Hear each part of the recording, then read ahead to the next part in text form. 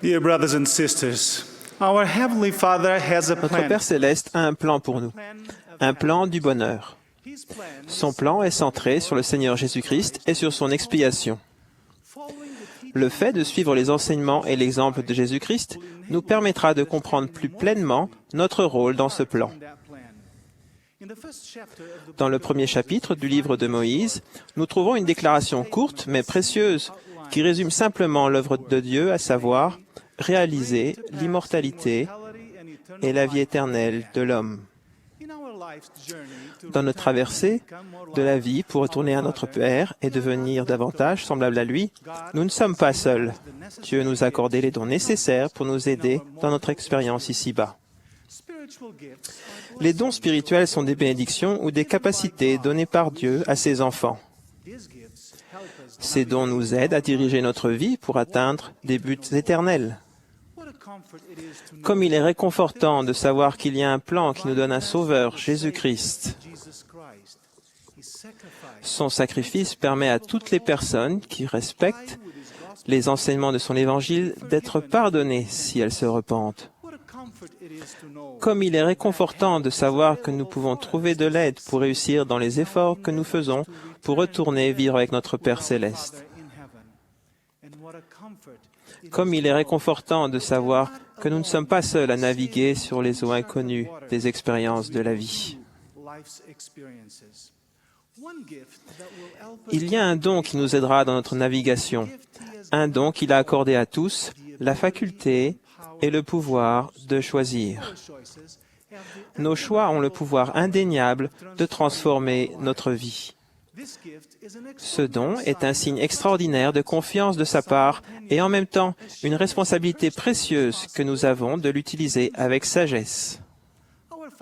Notre Père Céleste respecte notre liberté de choix et ne nous forcera jamais à faire ce qui est juste et ne nous empêchera pas non plus de faire des choix médiocres. Cependant, son invitation concernant ce don important et vital est clairement exprimée dans les Écritures.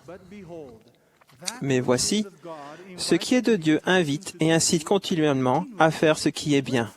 C'est pourquoi tout ce qui invite et incite à faire le bien et à aimer Dieu et à le servir est inspiré de Dieu.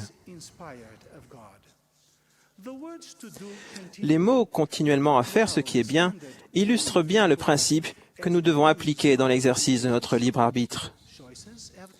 Les choix sont assortis de conséquences qui peuvent ou non se manifester immédiatement après notre prise de décision.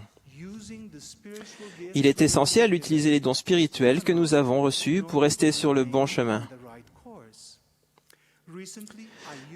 J'ai récemment utilisé un récepteur GPS de poche. C'est un appareil incroyable qui consiste en une antenne réglée sur les fréquences transmises par des satellites loin au-dessus de la Terre, avec un écran qui indique ma position actuelle sur la Terre. Au cours des dernières décennies, ce genre d'appareil a été largement utilisé à des fins scientifiques, à l'élaboration de cartes, pour les relevés topographiques et plus récemment pour éviter aux gens de se perdre lorsqu'ils roulent en voiture. Tout au long de l'histoire, le genre humain a essayé d'éviter de se perdre. Par exemple, dans mon pays natal, le Portugal, durant la période des découvertes au XVe siècle, les navigateurs partis des côtes de Lisbonne, à travers des mers sur lesquelles aucun bateau n'avait jamais navigué auparavant, ont utilisé les meilleures cartes possibles et calculé la position des étoiles en naviguant sur des vaisseaux modernes pour l'époque pour trouver leur destination. En dépit de tout cela, il ne leur était pas facile de naviguer sous des vents contraires et ils ont erré sans fin bien des fois avant de trouver leur chemin sur le vaste océan. Par contre, aujourd'hui, avec ce récepteur GPS, je peux toujours avoir en simultané la réponse à des questions telles que « Où suis-je ? Où vais-je ? Quel est le meilleur moyen d'y arriver ? Quand y arriverai-je ? » Avec ce petit appareil, je me sens en grande sécurité lorsque je suis en voiture et j'ai confiance qu'il me conduira là où je veux aller avec une précision et une exactitude extraordinaires. Cependant, je me souviens qu'un jour, alors que je conduisais dans un parking souterrain, j'ai fait la connaissance d'une nouvelle fonction de cet appareil. Une voix d'avertissement m'a surpris. Réception satellite perdue. Les structures de béton qui m'entouraient avaient coupé le signal du satellite et causé la perte de la connexion avec l'appareil. Lorsque je suis revenu à l'air libre, je me suis également rendu compte que le GPS avait besoin de temps pour capter à nouveau le signal qui lui était nécessaire. Nous aussi, nous avons en nous un GPS qui nous permet de savoir à chaque instant ce qui est bien et ce qui est mal, et nous aide également à faire de bons choix. Nous naissons avec la capacité naturelle de distinguer le bien du mal, du fait de la lumière du Christ qui est donnée à chacun. Cette capacité s'appelle la conscience. La possession de cette lumière fait de nous des êtres responsables. De plus, en tant que membres de l'Église, nous avons reçu le don du Saint-Esprit pour nous réconforter, nous protéger et nous guider.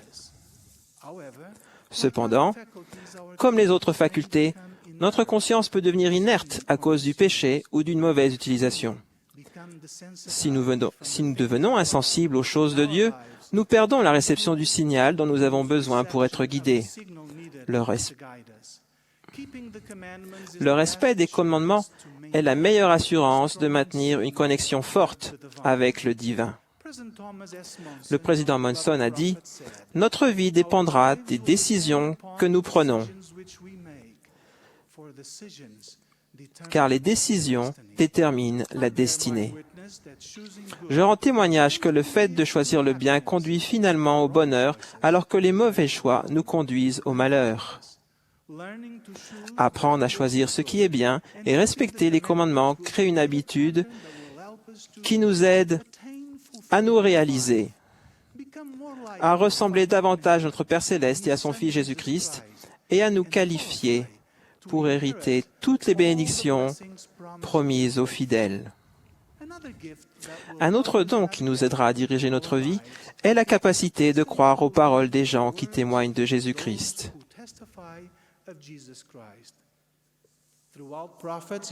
Par l'intermédiaire des prophètes de toutes les époques, y compris de la nôtre, Dieu a révélé son plan du bonheur pour les personnes et pour les familles.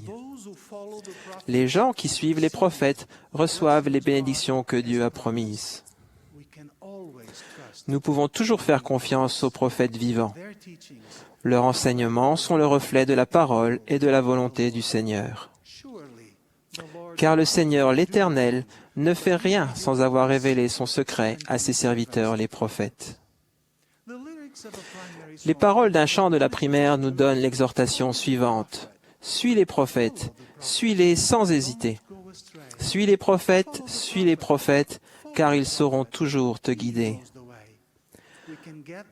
Pour trouver de l'aide pendant notre vie, suivons les prophètes, ils sont nos amis.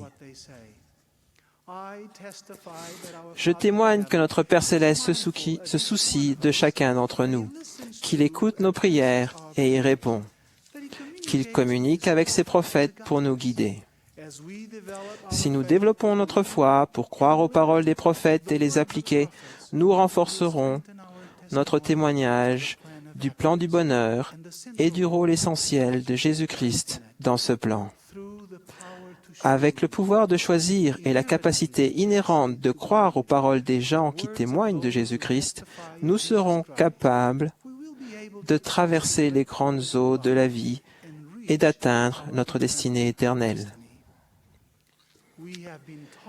Ce week-end, nous avons été instruits par des prophètes, des voyants et des révélateurs. Je suis reconnaissant pour les directives que notre Père Céleste nous donne et pour son Fils Jésus-Christ, notre Sauveur et Rédempteur. Je témoigne qu'il vive et qu'il nous aime, et qu'en suivant les enseignements que nous avons reçus, nous ferons de bons choix. Nous ne nous perdrons pas et nous atteindrons notre demeure éternelle. Au nom de Jésus-Christ. Amen.